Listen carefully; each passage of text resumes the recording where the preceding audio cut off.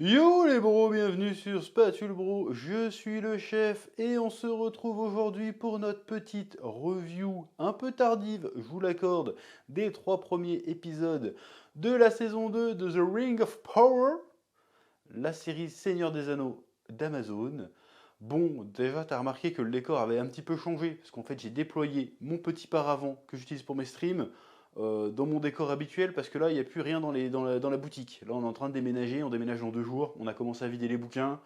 Voilà, peut-être même que le son résonne un petit peu, je suis désolé, mais là on n'a pas le choix, on est obligé de bosser dans des conditions un petit peu précaires, parce que transition oblige, et il faut quand même continuer à alimenter la chaîne, donc voilà, tu t'en fous de ma vie, mais je te la raconte quand même. Alors pourquoi ce retard dans la review des 3 premiers épisodes de The Ring of Power? Alors comme tu le sais, je suis quelqu'un de très actif dans la vie. Et là, en fait, il y avait 3 heures de content à se taper d'un coup. En vrai, j'y suis allé à reculons. J'avais pas envie en réalité. J'avais pas envie de regarder parce que la première, c'était une torture, la première saison. La première saison, ça avait ni queue ni tête. Alors c'était très bien produit, c'était très beau, très joli, mais le scénario n'avait aucun sens. Bon, certes, ça chiait totalement sur la mythologie de Tolkien. Apparemment, je suis pas un expert encore une fois, hein, j'avais fait un peu mes devoirs avant, mais bon, il suffit pas de regarder 15 heures de vidéo pour être un expert, tu vois. Donc je suis pas un expert.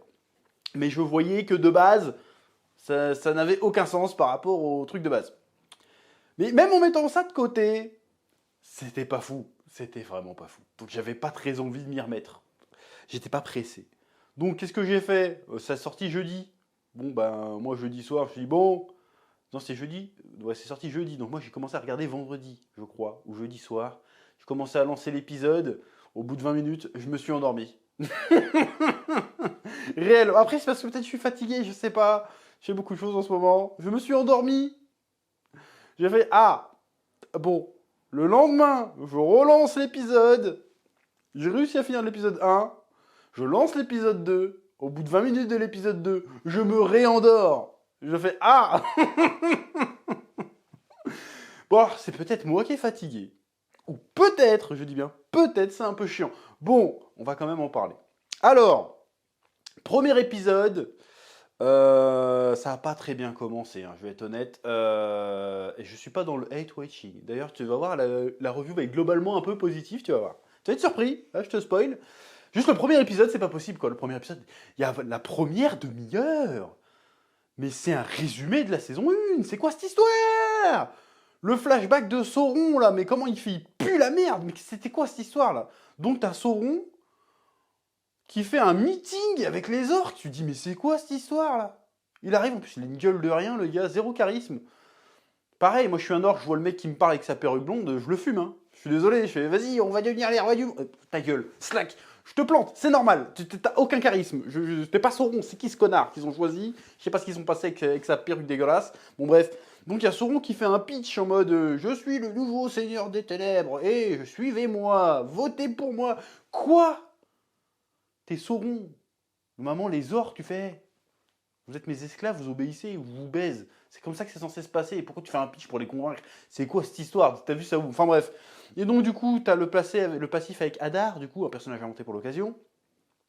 Et donc t'as un orc qui essaye de le planter, et là tu lui fais un coup de Krav Maga, il le baise. Donc tu fais, ouais, il est quand même balèze Sauron. Et puis juste après, t'as Hadar fait, je vais le couronner. Parce qu'il faut le couronner apparemment. Et puis schlick, je retourne le pic et je te plante. Et là, t'as rien vu venir. Et du coup, ils sont tous en train de le planter. Et puis là, Sauron, il meurt. Et là, tu te dis, ah d'accord. Donc Sauron, le seigneur des ténèbres, le mec qui fait tout le monde se chie dessus, en vrai, t'arrives à le piquer, c'est bon. J'ai envie de dire, bon, pas ouf. Et donc, en fait, à un moment donné, tu vois qu'il est en mode Venom, et du coup, il bouffe des souris, il bouffe des insectes, puis après, il bouffe un humain, et du coup, il redevient humain, et il a la gueule de Halbrand. Et du coup, décide de retourner, je sais pas trop où, en fait. Il croise des humains qui se cassent, et il voit qu'il y a un vieux qui a un écusson. Il fait, oh, c'est quoi votre écusson? Oh, je vais vous le prendre. Et en fait, t'as l'impression dans le tout premier épisode que quand il était Halbrand, il était vraiment en quête de rédemption et de devenir quelqu'un de bien. Mais dans l'épisode, ça dure 2 scènes. C'est-à-dire qu'il essaye de devenir quelqu'un de bien, puis une fois sur le bateau pour aller, a priori à Numénor, hein, c'est là qu'ils essayaient d'aller les gens apparemment. Dès qu'il sent qu'il y a un méga poiscaille qui va arriver pour tout bouffer, bah, il redevient méchant. Quand il voit le petit vieux qui va mourir, il fait tiens, je vais pas t'aider, je vais juste te prendre ton écusson parce que, on sait jamais, ça peut servir. Et après, il fait le haki des rois sur le poisson.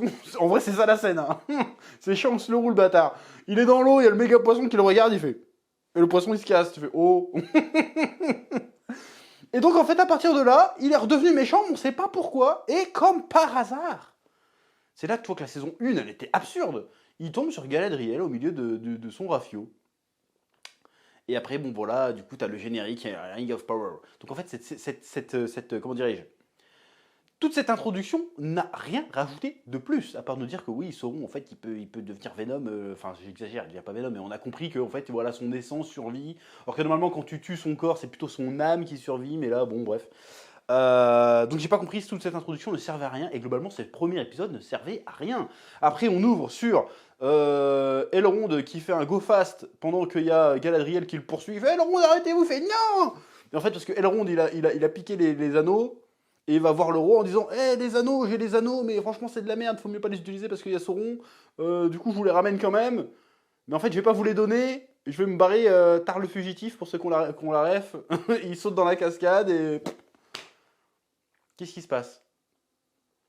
En fait, le premier épisode, je l'ai trouvé très très bizarre en termes de.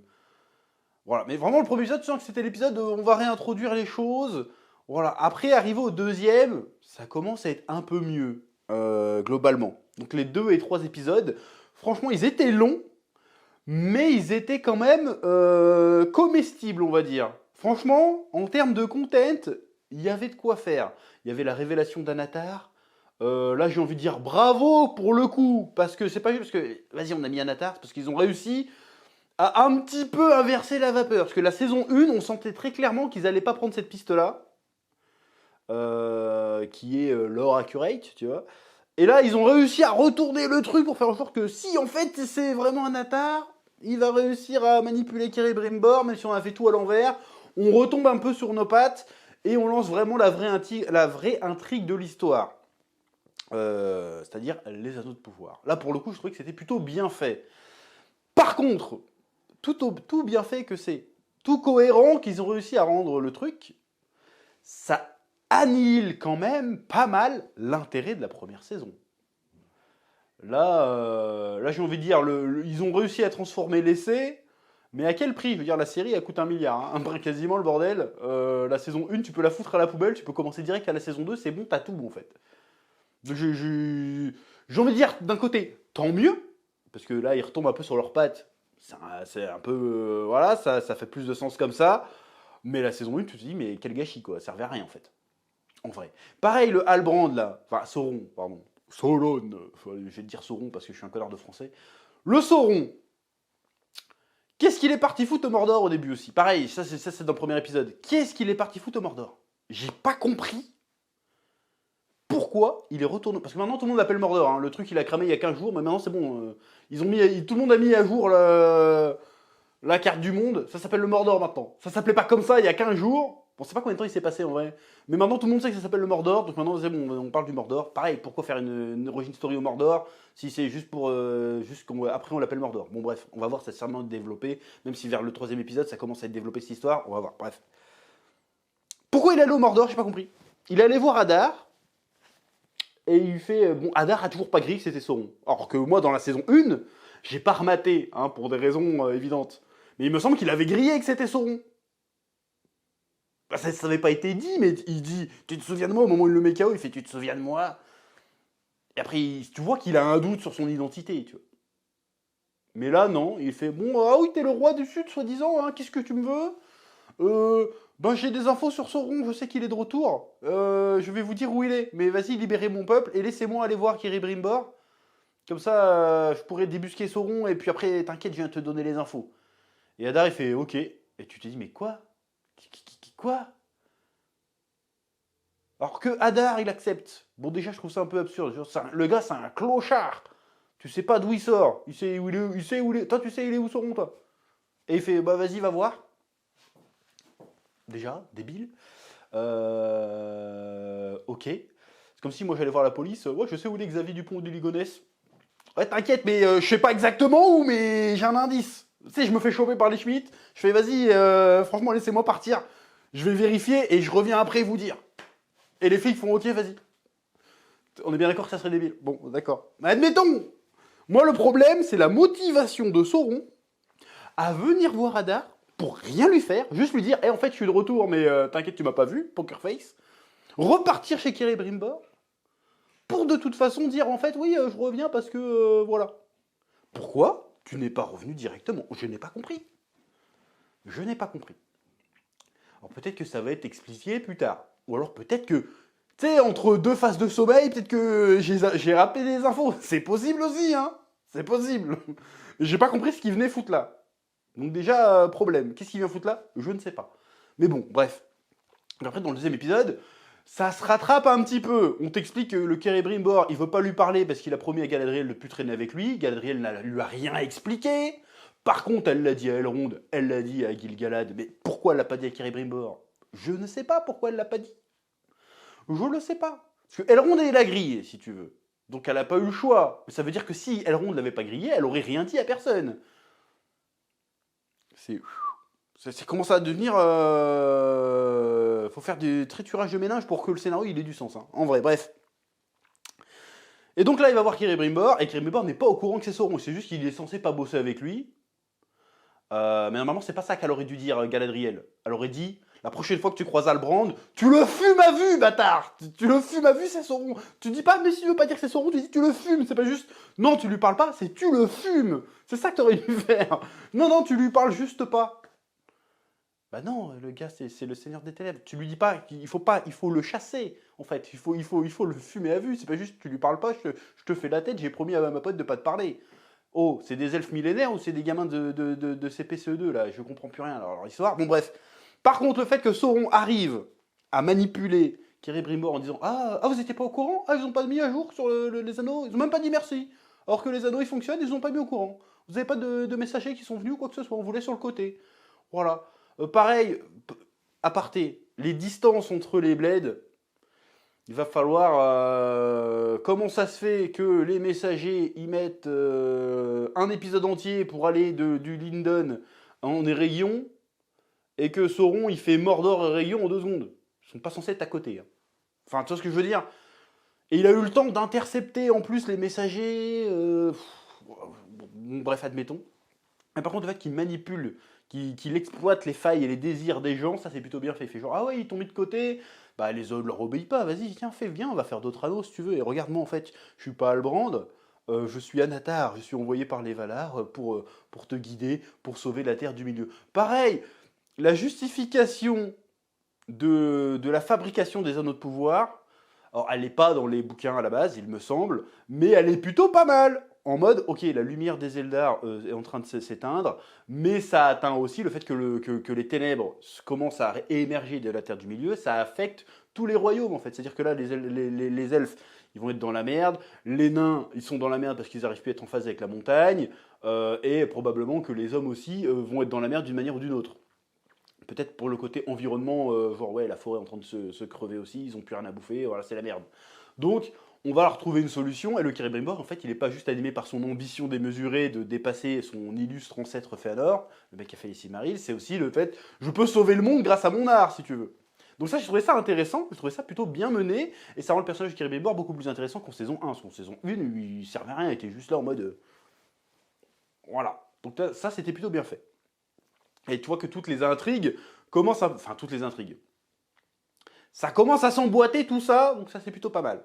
Voilà. À côté de ça, il y a quand même des...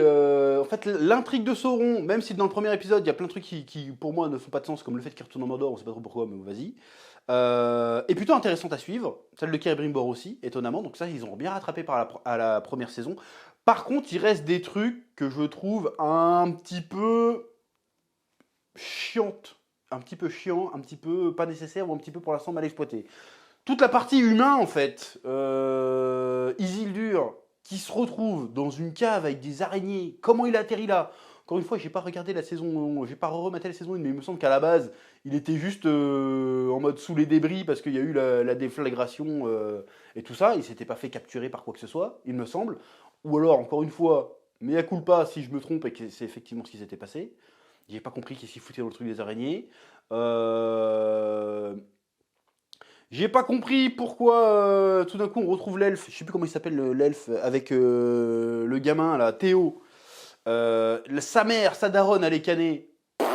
Bon, apparemment, c'est parce qu'en fait, elle s'était fait torturer par Hadar, elle s'était pris une flèche, je crois, et du coup, apparemment, elle a pas guéri, en fait, elle est canée. De suite à ça, elle est morte torchant, je trouve ça un peu bizarre. Et du coup, le fils, il part un peu en mode edgelord, bizarre. Voilà, cette espèce de sous-intrigue avec le cheval d'Isildur qui a une scène de combat contre des orques, qui va sauver Isildur, puis après qui se fait kidnapper par des brigands. Ça, j'ai pas compris. D'où le cheval, il se fait choper par des brigands. Il a un V4 des orques, et là, il y a trois clochards qui lui montent dessus, il sait pas faire. Il fait genre, oh non! Faut être cohérent à un moment donné, les frérots. Pareil, la meuf qui ramasse Isildur, pourquoi tu vas encore nous faire un love interest de merde? Qu'est-ce que tu veux nous raconter avec ça? Il y a des trucs, en fait, il y a du déchet un petit peu. Alors, on sait que Isildur est un personnage important, et pas de souci. Mais le côté, on va suivre. Enfin, c'était un peu les défauts un peu que j'avais déjà dans Game of Thrones, qui est une des inspirations de cette série aussi, dans le format, c'est que le côté choral, où on suit tel ou tel personnage un peu partout, peut-être qu'il y en avait trop. Je pense qu'on se contentait de suivre Sauron, Galadriel, même si elle est un peu moins chiante que dans les saisons précédentes, parce qu'elle elle est un peu plus humble, on va dire. Elle est un peu moins chiante. Tu te contentais de suivre Sauron, Galadriel et comment dirais-je, et les nains. Franchement, la série elle pouvait presque être banger, hein. Sauf que derrière, tu nous mets l'arc de l'étranger. Mais comment ça nous casse les couilles, celui-là? On sait que c'est Gandalf. Vas-y, dis que c'est Gandalf. Parce que ça n'aurait aucun sens que tu fasses autant de ref à Gandalf pour dire au final c'est pas Gandalf.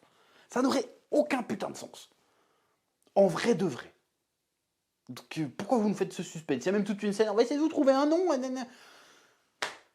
Les mecs, ils font que marcher, parler. Il essaye ses pouvoirs, ça marche pas. Et au final, il va faire ses pouvoirs. On sait très bien. Donc pourquoi vous nous cassez les couilles avec ce truc-là? C'est quoi le but? C'est quoi sa quête? On ne sait pas. Puisque nous, on vient là pour suivre les anneaux de pouvoir. Gandalf, de base, n'a rien à foutre là.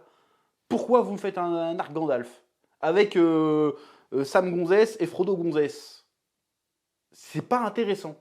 Franchement, déjà, les Harfoot dans la première saison, c'était atroce, sa mère, la chienne. Là, vous nous refaites pareil, avec un espèce de proto-Saruman. Ils nous disent pas que c'est Saruman, mais là, regarde la gueule. C'est un espèce de Saruman qui envoie ses Eminem méchants pour essayer de les capturer, ils vont pas les avoir. Voilà, c'est nul. Franchement, je vois pas pourquoi vous nous emmerdez avec ça. Et puis à la fin de saison, tu vas voir Saruman et Gandalf qui vont se friter et qui vont faire oh, en fait, non, en fait. Faut arrêter. Cette intrigue-là est pas méga intéressante. Et il y avait quelle autre intrigue qui me cassait les couilles? Bah oui, bah toute cette histoire avec les humains, en fait, le camp des humains, je vois pas ce qu'ils veulent nous raconter. Et oui, la dernière qui casse les couilles, c'est Numénor. Numénor, ça a l'air d'avancer là avec l'épisode 3, où ça y est, c'est Alpharazon qui prend vraiment le pouvoir. Et là, ça va devenir intéressant, parce que là, pareil, trop de sous-intrigues de nul. Jour l'autre, elle est aveugle, elle est chiante, elle sert à rien, les gens ne veulent pas d'elle, elle fait chier tout le monde. En plus, on apprend que maintenant elle utilisait les trucs elfiques, là, comment ça s'appelle? Les palantirs. Et du coup, ils font ouais, c'est une traîtresse. Et comme par hasard, il y a un aigle qui arrive. Il sort d'où? Ils viennent de dire ça fait 3 siècles qu'on n'a pas vu un aigle. Là, il y a un aigle qui arrive pile poil. L'autre, il va devant, il fait il vient pour moi. Et tout le monde fait Pharazôn, Pharazôn. Et du coup, Pharazôn, il devient le chef de Numénor. Surtout qu'il n'a jamais été vraiment. Comment dirais-je? Ça n'a jamais été vraiment établi que le gars était méchant. Il voulait le pouvoir, d'accord. Mais il a l'air quand même plus ou moins compétent. Hein. Parce que l'autre, à part mettre des jolies robes, fait rien du tout. Hein. Donc il va falloir nous expliquer où ils veulent aller. Parce qu'on veut aller vers la chute et la disparition de Numénor. Voilà, ok, d'accord. Mais il va falloir nous rendre ça un peu plus dynamique là. Parce que. Là, c'était chiant. Hein. Ah oui. J'espère que là, ça va vraiment devenir un peu plus. Puis il y a une scène toute bizarre. Ils sont en train de discuter dans une taverne, les méchants, hein, soi-disant, hein, de leur plan machiavélique, avec 25 000 témoins autour. Et comme par hasard, il y a le mec de la garde, le port des Élures, qui arrive, il fait et tu veux la bagarre? Et tu fais non. Et il se barre. Tu dis mais c'est quoi cette scène de merde? Donc c'est quand même globalement assez chelou. Alors là, je sais que ça fait un quart d'heure que je suis en train de dire ce qui va pas. En revanche, il faut quand même que je prenne le temps de prendre ce qui va. C'est quand même beaucoup plus rythmé, il se passe beaucoup de choses, les objectifs sont plus clairs. Parce que la saison 1, il y a une bonne moitié de la saison, on ne savait pas où ça allait cette histoire, hein. Là, on sait qu'il y a des objectifs. Sauron, il a mis ses plans, il est là, c'est bon, il n'y a pas le mystère. Mais où est Sauron? Alors qu'on avait tous grillé au premier épisode où il était, hein. On avait tous grillé. Donc bref, là maintenant on sait que Sauron est là. Sauron il est en mode Anatar. Sauron il manipule Celebrimbor. Celebrimbor est en train de fabriquer les anneaux. Il fait ça dans son coin sans prévenir personne. Et il fabrique les anneaux pour les nains. Les nains vont dire oui parce qu'ils sont dans la merde. Et Sauron exploite ça. Alors est-ce que c'est Sauron qui provoque ce qui est en train de se passer ou ce qu'il exploite juste une situation? Ça c'est un peu flou encore. Mais ça devient intéressant, si tu veux. J'ai envie de suivre. Il se passe des choses, ça avance. Les choses se mettent en place. Ça, c'est plutôt bien. Franchement, je me suis pas. Les 2 derniers épisodes, enfin, le premier, je me suis fait chier sa mort, je me suis endormi. Bon, le deuxième, je me suis endormi un petit peu, mais parce que j'étais fatigué. Mais en vrai, c'était beaucoup plus rythmé et ce qui se passait était beaucoup plus intéressant. Alors, on n'est quand même pas sur un giga banger pour l'instant. C'est que le début de la saison. Mais il y a un potentiel de faire mieux que la saison 1 et tu me diras que c'est pas compliqué. Encore une fois, au niveau production, encore une fois, c'est très beau, c'est bien fait, il n'y a pas de souci. Même si je trouve qu'il y a des scènes qui manquent d'ambition, hein. Genre la scène du pitch de Sauron. Le gars, il parle dans une cave de merde avec trois pauvres orques. C'est Oussama Ben Laden, c'est quoi là? C'est Sauron, c'est Seigneur des Ténèbres. Fais-moi des gigas assemblés de bâtards où il fait orques des ténèbres. Fais-nous rêver un petit peu là.